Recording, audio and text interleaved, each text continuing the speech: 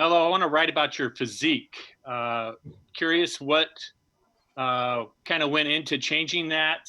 What was your motivation? And now that you've been playing on the court, can you tell a difference? Yeah, I can definitely tell a difference. For me, it was just more about kind of just locking in, and we had so much time off that we didn't know what was going on. So, for me, I had opportunity to kind of play with some things and play with my play with my diet and play with my workouts and training. Again, we didn't know what was going to be the outcome of us coming back and when we was coming back.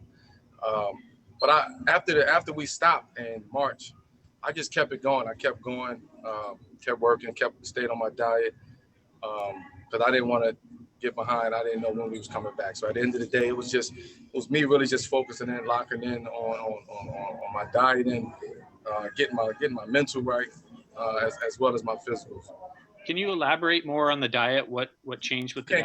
I can't give you that secret, but it was a very intense diet, healthy diet. A holistic. I had a holistic plan going over these past couple of months. So those things was very integral into what you guys are seeing right now. So did you have to kind of make special requests for your diet there in the bubble to maintain that? Nah, it was just once it becomes your lifestyle, it's easy, right? It's second nature. You know what you should be eating. You know what you shouldn't be eating, and you just carrying on that kind of that flow and that plan. So again, I never stop. A lot of off seasons that I get like this is just now you guys are seeing it. Whereas in the summertime, you guys never, you guys wouldn't be able to see me because I'll be wherever I'm at, just training and working out. You guys may see pictures here and there, but for the most part, this happens often. I get into this mode, on my off season.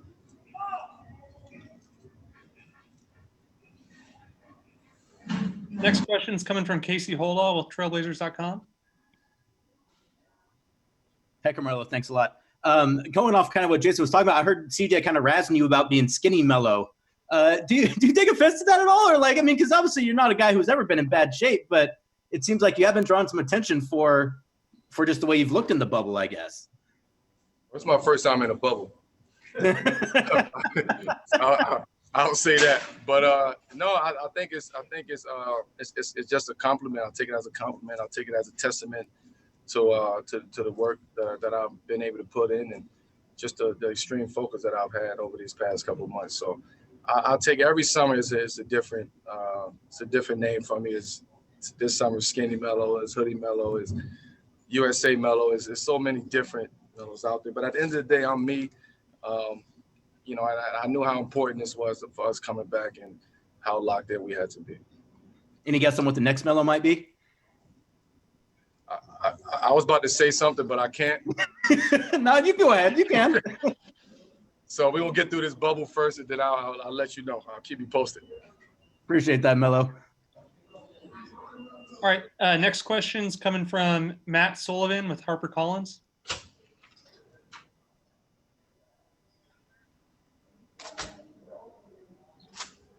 What up, Mel? It's Matt from Be Real Days. Looking good, sir, as always. Thank you. In terms of social justice, I know you were involved in conversation about the optics and urgency of returning to play at all, but how exactly are you making sure that in discussions down there with teammates across the league around campus that your presence during these first few games can emphasize action and not just symbols? And is it going to be enough to raise a fist or take a knee this time? Have you discussed those options? We don't know what's going to happen. I mean, I'm sure there's conversations amongst the players. Again, we're super segregated from other teams. So outside of your own hotel, that's the the amount of conversation that you can have unless you're texting and calling and having Zoom calls. But I believe everybody is kind of having these conversations and trying to figure it out. But I don't think there's one thing that that we've figured out as a collective yet. What's the best advice you've gotten? And I know you did the slam thing with the Bill Russells, Mahmoud Abdul-Raufs of the world, and just in texting with guys about how you can make your presence really important, given how much of a leader you've been on all this stuff for years. I think we as individuals first we have to focus in on kind of what we stand for and what we believe in, and what is our own individual cause. And then we'll get to the collective. As a group, I think we will come together and figure that out.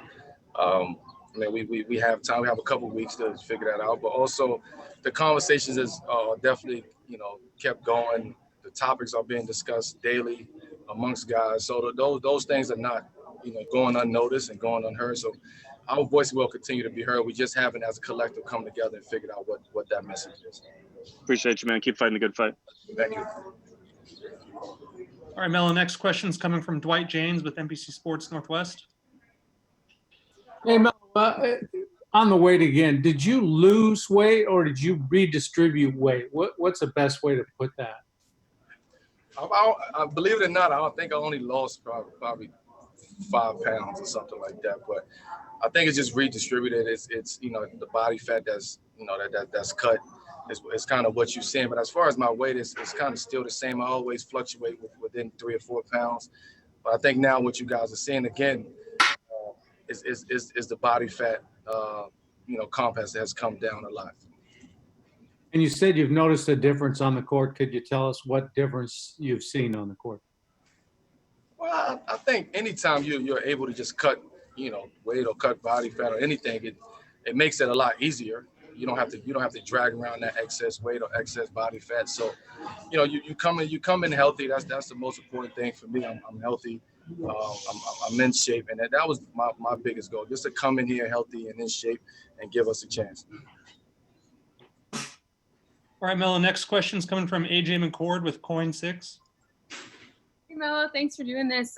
So kind of going along with how you feel on the court, what do you think is the biggest difference you feel on the court between when you guys suspended in March to now? And does that have to do with the redistribution of the weight and your diet, or does it also have to do with the new position that you're playing for Portland? I know you played the 3 quite a bit, but for Portland. That's a good question.